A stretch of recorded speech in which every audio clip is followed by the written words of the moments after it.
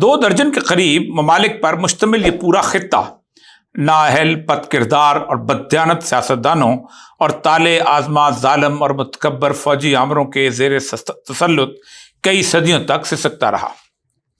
لوگ سیاسی حکمرانوں اور فوجی آمروں کی بددیانتی اور کرپشن کی وجہ سے فاقہ زدگی کی زندگی جی رہے تھے، اور ان کے ظلم و تشدد کے ہاتھوں نہ رات چین سے کٹتی تھی اور نہ دن آرام سے۔ دنیا کا سب سے طاقتور ملک امریکہ ان سیاسی حکمرانوں کی پشت پناہ تھا، اور فوجی ڈکٹیٹروں کی طاقت کے ذریعے تو وہ ان ممالک کے لاکھوں شہریوں کو صفحہ ہستی سے مٹا چکا تھا۔ کوئی گھر اپنے پیاروں کے کھو جانے پر ماتم کدا تھا تو کسی گھر میں رات کو روٹی میسر نہ ہونے کی وجہ سے بچوں کے بلکنے کی صدائیں بلند ہوتی تھیں۔ پورے کا پورا جنوبی امریکہ دہشت زدہ، آفت نصیب اور خانمہ برباد تھا۔ ارجنٹائن ہو یا چلی، پیرو ہو یا یوراگوئے، برازیل ہو یا گوئٹے-مالا، ہنڈراس ہو یا کولمبیا، سبھی ایک جیسی قیامت سے گزر رہے تھے۔ ارجنٹائن میں پیرن کی سیاسی حکومت کی کرپشن نے ملک میں جب افراط زر کی شرح 335% تک پہنچا دی اور لوگوں کے لیے زندگی گزارنا بالکل مشکل ہو گیا، تو چہرے بدلنے کے لیے طالع آزما جرنیل جو امریکہ کے مشہور زمانہ اسکول آف امریکہ سے سازشوں کی تربیت حاصل کر کے آئے تھے، انہیں اقتدار پر قابض کروایا گیا۔ جنرل ویڈیلا نے 1975 میں اقتدار سنبھالا، اور پھر باری باری 4 جرنیلوں نے 1983 تک اس ملک کے ساتھ وحشت و بربریت کا ننگا اور گھناؤنا کھیل کھیلا۔ جرنیلوں کے ظلم کا یہ کھیل امریکہ کی اس عالمگیر سرد جنگ کا حصہ تھا جو وہ کمیونسٹوں کے خلاف لڑ رہا تھا، جنہیں شدت پسند گوریلے کہا جاتا تھا۔ ملک بھر میں 30,000 لوگ لاپتہ ہوئے اور لاکھوں بغیر کسی مقدمہ کے عقوبت خانوں میں پہنچا دیے گئے۔ ہر ادارے کو تباہ اور ہر شہر کو خوف کا گڑھ بنا دیا گیا۔ لیکن یہ 4 جرنیل اس قدر نمک حلال تھے کہ وہ اس جنگ کو امریکہ نہیں بلکہ اپنی ہی جنگ کہتے رہے، بار بار تقریریں کرتے کہ وہ حکومت کے باغیوں کے خلاف لڑ رہے ہیں۔ ان ڈکٹیٹروں کے خلاف پہلی آواز 1977 میں پلازا ڈی میو کے سامنے 40 ماؤں نے بلند کی، جو سروں پر سفید رومال باندھ کر اپنے گمشدہ بچوں کی تلاش کے لیے نکلی۔ یہ آمریت کے زیر سایہ عوامی تالاب کے سکوت میں پہلا شور تھا۔ 1978 میں ان ماؤں کے ساتھ گمشدہ افراد کی دادیاں اور نانیاں بھی شریک ہو گئیں۔ لوگ احتجاج کرتے، غائب ہوتے، مارے جاتے، تشدد کا شکار ہوتے، لیکن ان کی کوئی سنوائی نہ تھی کہ جرنیلوں نے زبردستی باصول ججوں کو نکال کر عدالتوں میں اپنے کاسا لیس جج بھرتی کر لیے تھے۔ احتجاج بلند ہوتا گیا، عوام پر گرفت کمزور پڑی، تو چہرہ بدلنے کے لیے مجبوراً 1983 میں الیکشن کروانے پڑ گئے۔ لیکن عوام کی نفرت کے علاوہ سے الفانس کی حکومت قائم ہو گئی۔ اس نے برسر اقتدار آتے ہی احتساب کے لیے ایک نیشنل کمیشن قائم کیا۔ ابھی تحقیقات کا آغاز ہی ہوا تھا کہ امریکہ مقامی فوج کے ذریعے بددیانت لیڈروں اور اپنے جرنیلوں کے دفاع کے لیے براہ راست کود پڑا۔ اندرونی اور بیرونی دباؤ جب اکٹھا ہوا تو جرنیلوں نے سیاستدانوں کو مجبور کر کے 1984 میں ایک قومی مفاہمتی قانون پاس کروایا، جسے ڈیو اوبیڈینس قانون کہتے ہیں۔ اس کے تحت قتل، اغوا، تشدد، غائب کرنے اور کرپشن کے تمام مقدمات ختم کر دیے گئے۔ اسے سیاسی طور پر ننسا ماس یعنی آئندہ نہیں کے نام سے یاد کیا جاتا ہے۔ پاکستان کی زبان میں آپ اسے NRO کہہ سکتے ہیں۔ لیکن وہ عوام جنہوں نے گزشتہ 3 دہائیوں کے زخم کھائے تھے، جو اس عرصہ میں بددیانتی کی وجہ سے بھوک سے مرتے رہے تھے، جن کے پیارے اس دنیا سے چلے گئے تھے، تشدد سے معذور ہو گئے تھے، وہ پارلیمنٹ کے اس قانون کے خلاف روز چھوٹی چھوٹی عدالتوں میں جاتے، بحث کرتے اور ناکام لوٹتے۔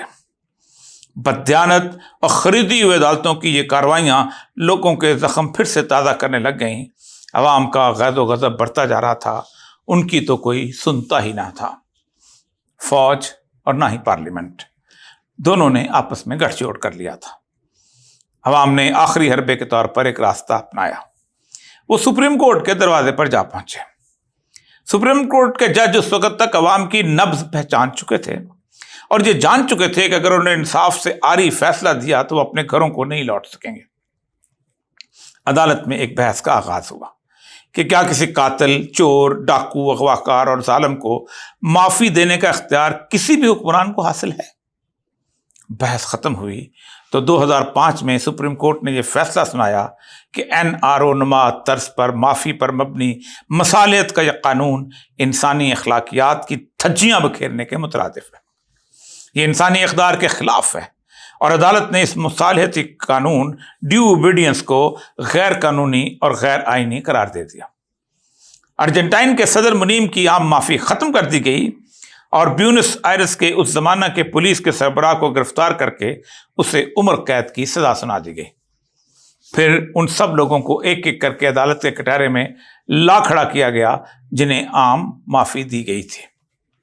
ارجنٹائن کی دیکھا دیکھی چلی، پیرو، یوراگوائے، برازیل، گوئٹمالا اور ہنڈراس نے افواج کے دباؤ میں بددیانت اور ظالم حکمرانوں کے لیے ایسے ہی قومی مصالحتی قوانین مرتب کر کے نافذ کر دیے تھے۔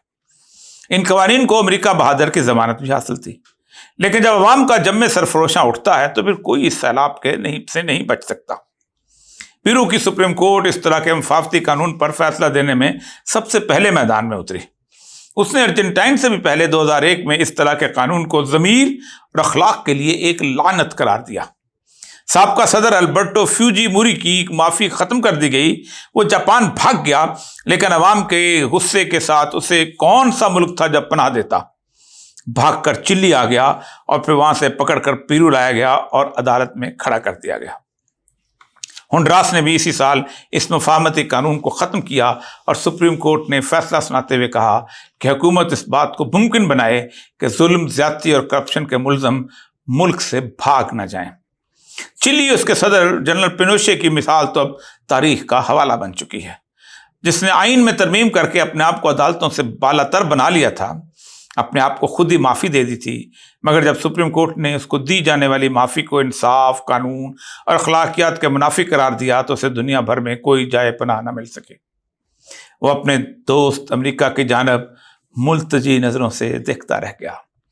اس کے 100 کے قریب ہواری گرفتار کر لیے گئے، اس کے ساتھی 35 جرنیلوں کو عدالتوں سے سخت سزائیں سنائی گئیں، اور اس کے پشت پناہ امریکہ نے ہی اسے کان سے پکڑ کر جہاز میں بٹھایا اور اسے مظلوم عوام کے حوالے کر دیا۔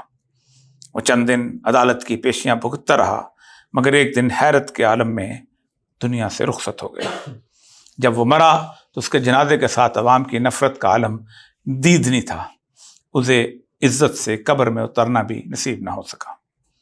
بیدار قومیں جب اپنے منصفوں کی پشت پر کھڑی ہو جاتی ہیں اور ان منصفوں کو ہر طرح کے خوف سے آزاد کر دیتی ہیں تو پھر یہ بحث ختم ہو جاتی ہے کہ کون کس پر ہاتھ نہیں ڈال سکتا، کون کتنا طاقتور ہے، کس کے پیچھے کتنا اسلحہ ہے۔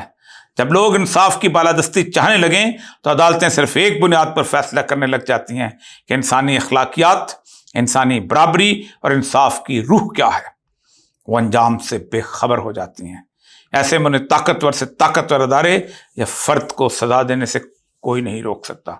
ان کا عدل ایک تلوار بن جاتا ہے جس کی چمکدار دھار میں عوام کی امنگیں چمک رہی ہوتی ہیں اور وہ ظالموں کی گردنوں پر انجام کی بجلی بن کر گرنے کے لیے بے تاب ہوتی ہیں۔